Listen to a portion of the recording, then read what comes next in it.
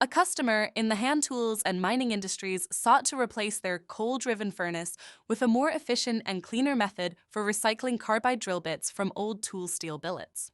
UltraFlex faced several challenges, including determining the power required to heat the bits in under 300 seconds, creating a suitable heating profile, increasing productivity, and improving safety and energy efficiency. Using a 50 kilowatt smart power system with a helical coil, they conducted tests on steel drill heads of various sizes. Button carbides are pressed fit and brazed in position but require similar temperature to remove. As the part is big, the temperature reached would be different in the different zones of the steel head, so we would need several heating cycles for the different zones. We conducted 3 tests. The first test was conducted with the biggest part, 8.5 inches diameter bit, having the 100% set point as starting point from where we make small adjustments. For the second test, we used the 6 inches diameter bit and set the power at 80% set point. The temperature reached 880 degrees Celsius.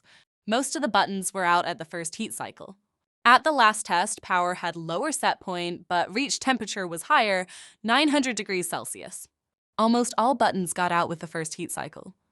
The test showed that the parts heated easily, and most carbide tips were recovered within the first or second heating cycle, significantly reducing the process time compared to the traditional method.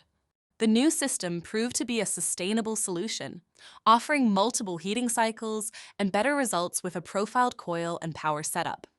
For more information, ask for reference number AR 3463, 8880.